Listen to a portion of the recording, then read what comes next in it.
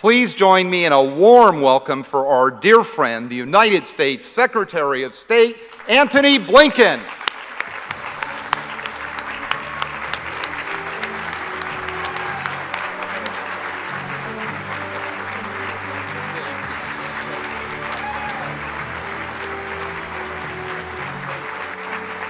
Thank you. Thank you. Good morning. Please take a seat. Wonderful to be with all of you today. Michael, my friend, thank you for that introduction. I'm grateful to you and grateful to my longtime friend, Howard Kaur, for inviting me back to AIPAC. Now, I have to admit, thank you. As I was talking with Michael and Howard and the other senior leadership at AIPAC a moment ago, I said my lifelong ambition has already been fulfilled by AIPAC because a few years ago, some of you may have been there, I got to appear in the Dallas Cowboys football stadium on a Jumbotron. Never thought that would happen. It's thanks to you.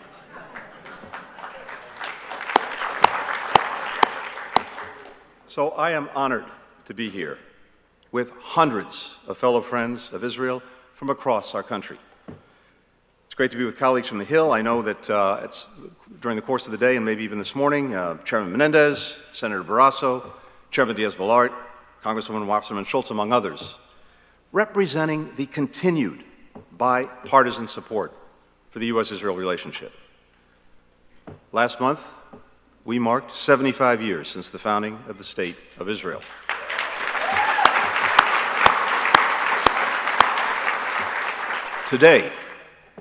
Today we celebrate 75 years of the U.S.-Israeli partnership.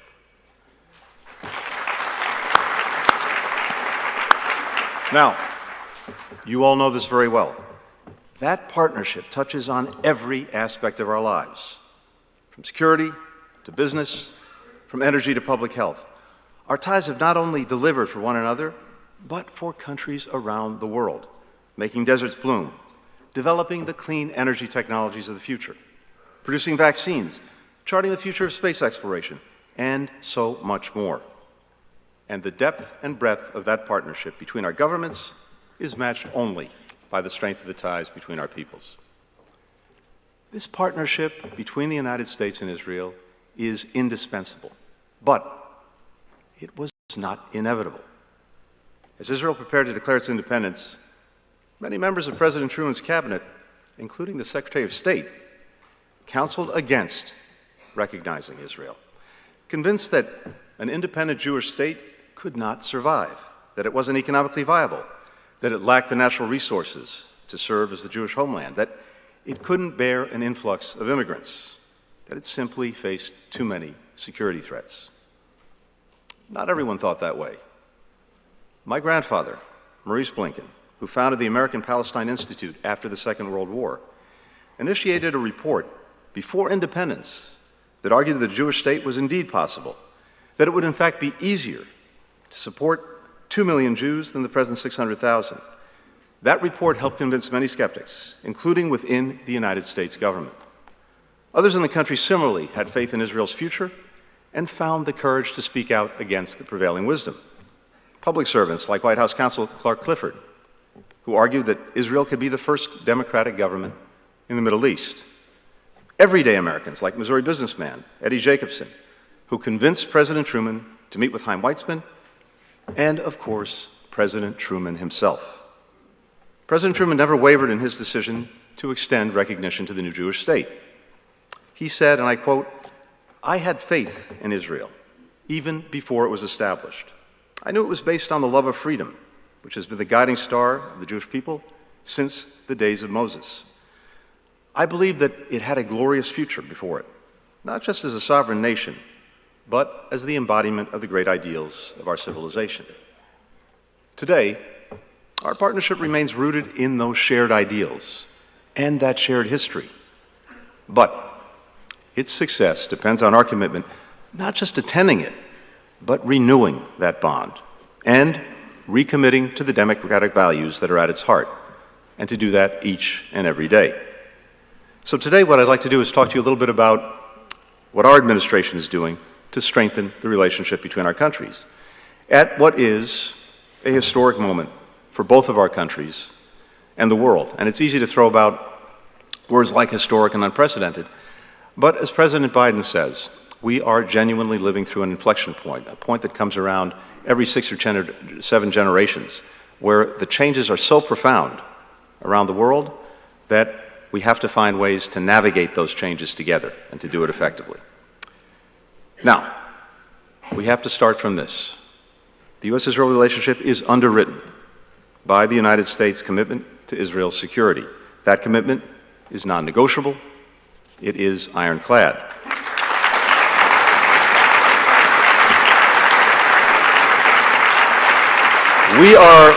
We are providing $3.3 billion in foreign military financing to Israel each year. On top of that, Israel receives $500 million in funding for missile defense, tens of millions more for new counter-drone and anti-tunneling technologies.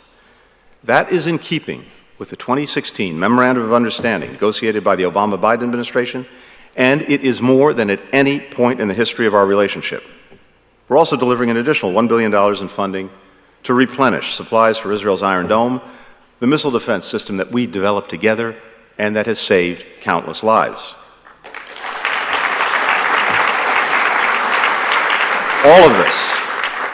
All of this has been secured in partnership with our Congress with bipartisan support. We're also expanding our joint military exercises that improve how our forces work together seamlessly. This year, we have more joint exercises scheduled than at any point in our history. We're also conducting joint research and development on advanced military capabilities, working together on cutting-edge defense systems, including Israel's new laser-focused Iron Beam. This robust support continues to be critical in maintaining Israel's qualitative military edge, buttressing its ability to defend itself, and to advancing our national interests. America is more secure when Israel is strong.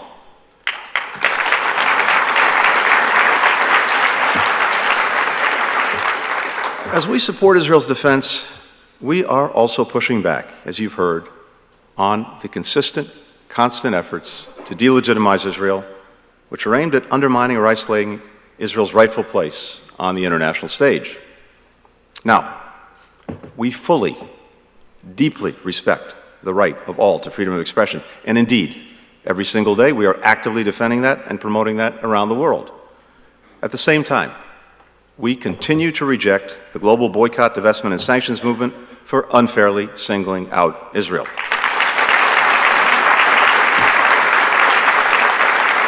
We are vigorously pushing back against anti-Israel efforts to exclude and target it at the UN Security Council, the Human Rights Council, and other forums around the world. And we're combating anti-Semitism, which we know fuels and intersects with hatred toward Israel.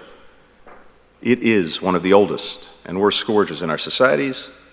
It needs to be called out, it needs to be condemned, and it needs to be defeated everywhere in the world.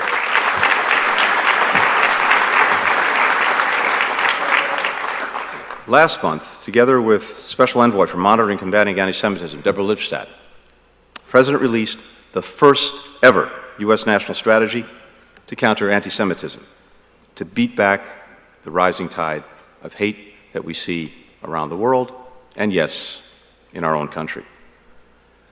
Now, we're clear-eyed about the many dangers that Israel faces in all of their forms.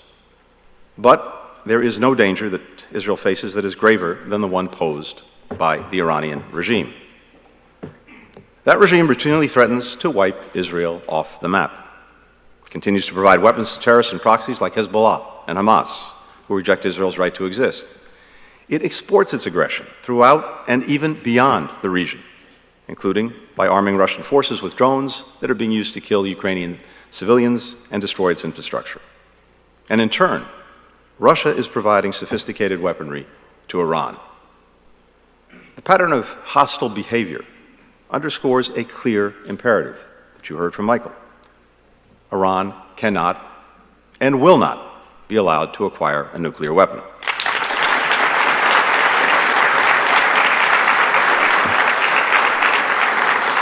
We continue to believe that diplomacy is the best way to verifiably, effectively, and sustainably prevent Iran from getting a nuclear weapon. In parallel, economic pressure and deterrence reinforce our diplomacy. If Iran rejects the path of diplomacy, then, as President Biden has repeatedly made clear, all options are on the table to ensure that Iran does not obtain a nuclear weapon.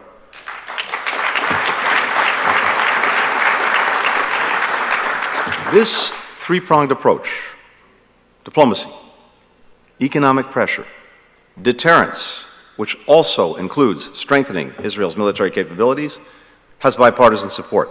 And it puts us in the strongest possible position to address the Iranian nuclear threat, just as we take on the many other challenges posed by the Iranian regime. The United States is advancing Israel's security and our own in another critical way, by working to deepen Israel's relationships with its neighbors to advance our goal of regional integration and de-escalation. Israel's further integration in the region contributes to a more stable, a more secure, a more prosperous region, and a more secure Israel. That's why President Biden has made it a cornerstone of his Middle East policy. We will soon create a new position to further our diplomacy and engagement with governments, the private sector, non-governmental organizations, all working toward a more peaceful and a more connected region. We've already achieved significant historic progress to deepen and broaden the Abraham Accords, building on the work of the Trump administration. Last year, I joined foreign ministers from Israel, Bahrain, Egypt, Morocco, the United Arab Emirates, and Sde-Boker, the home of David Ben-Gurion. That summit led to the creation of, as you've heard, the Negev Forum, building again on the Abraham Accords and building on existing relationships between Israel and some of its neighbors. That forum is a regional framework that facilitates cooperation not only between governments, but also with businesses, with entrepreneurs, civil society, young people, on key issues that actually matter in the lives of people throughout the Middle East. Food security, water technology, clean energy, tourism, healthcare, education, regional security. Earlier this year, the working groups from that forum convened for the first time in Abu Dhabi, and that proved to be the largest gathering of Israeli and Arab governmental officials since the 1991 Madrid Peace Conference. All of this, unthinkable just a few years ago. And we're now working behind the scenes, leading with diplomacy to continue the momentum. There's also been concrete progress elsewhere in the region. If you look back just over the past year, Saudi Arabia and Oman unlocked their airspace to civilian flights to and from Israel. Following intense mediation by the United States, Israel and Lebanon completed a historic agreement last fall to establish their permanent maritime boundary, something that had been long in the works. That, in turn, lowered the prospect for conflict and also created a greater path for greater energy security in the region. We're helping Israel and Jordan, together with the UAE, implement Project Prosperity to collaborate on water and energy security, which is on track to launch by this year's COP28. And we convened new coalitions like I2U2, which brings together India, Israel, the UAE, the United States, to solve fundamental challenges facing our people, starting with food and energy security. That initiative was literally the product of a dinner conversation between my Israeli and Emirati counterparts. We had this idea, we got on the phone, we had the idea on a Friday. By Tuesday, we were on a video conference with our Indian counterpart. This project was launched, and ultimately, the leaders of all the countries worked together to move it forward. We're also supporting Israel in its work to deepen relations beyond the region, including in the Eastern Mediterranean, and with the 3.1 grouping of Israel, Greece, the Republic of Cyprus, focused on intensifying cooperation in energy, economic growth, climate change, emergency preparedness, counterterrorism. And we are working to accelerate all of this progress. The United States has a real national security interest in promoting normalization between Israel and Saudi Arabia.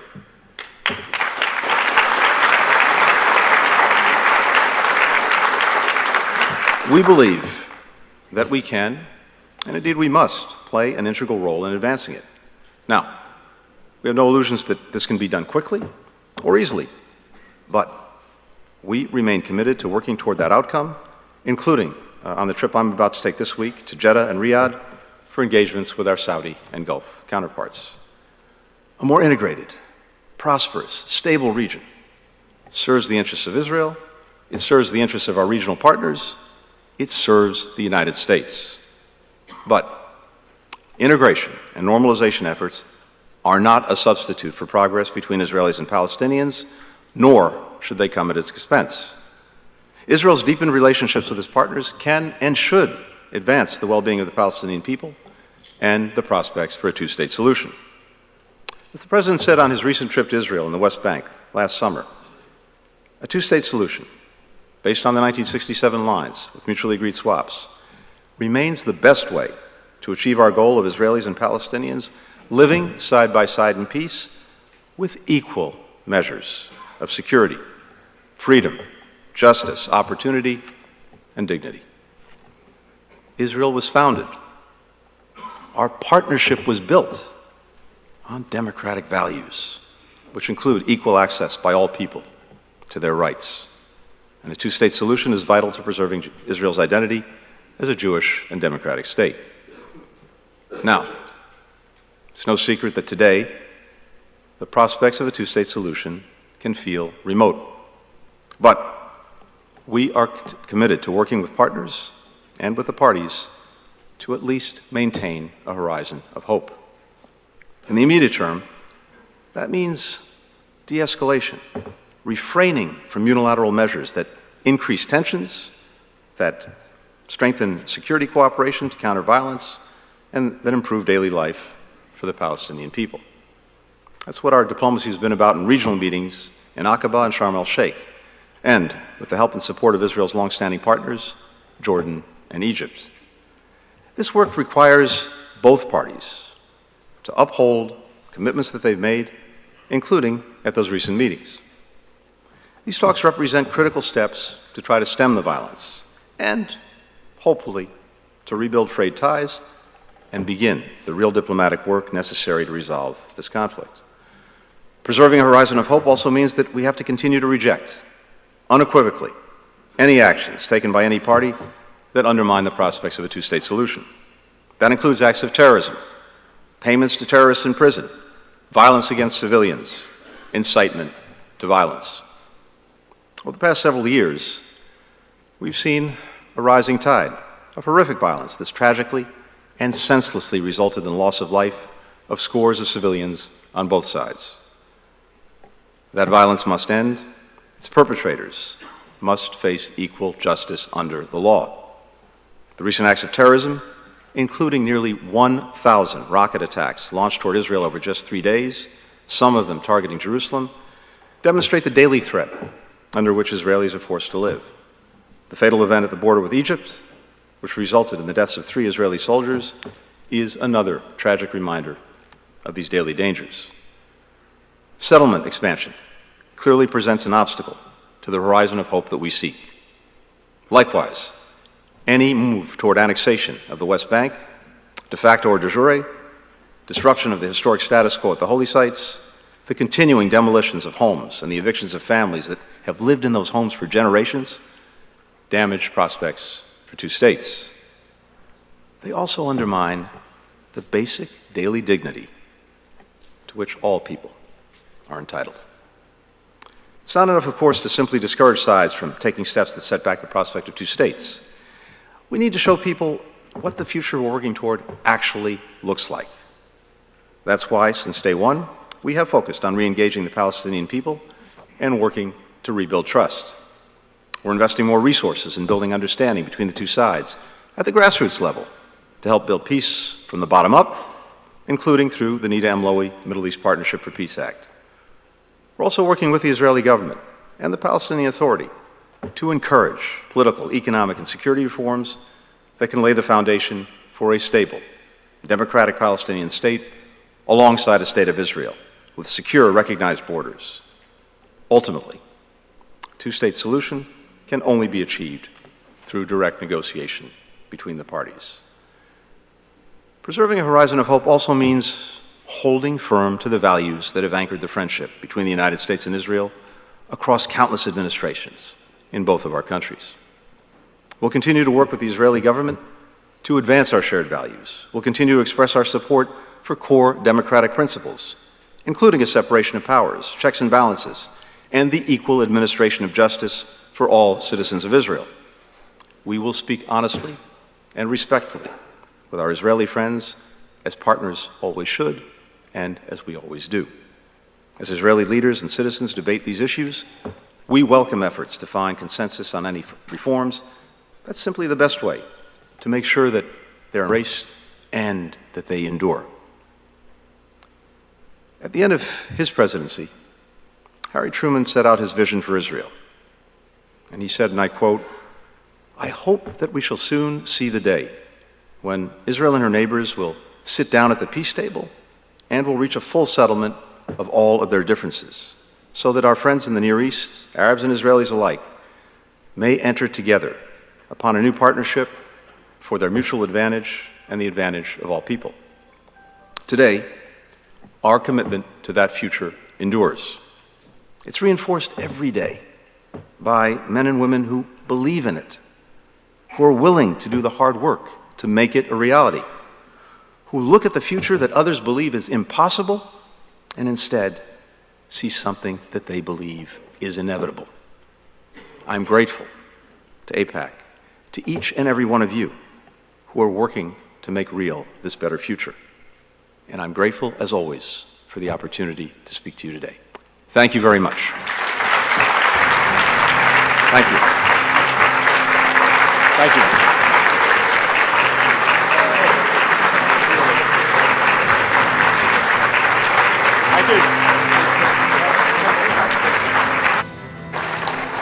Tony, thank you. That was good. That was good.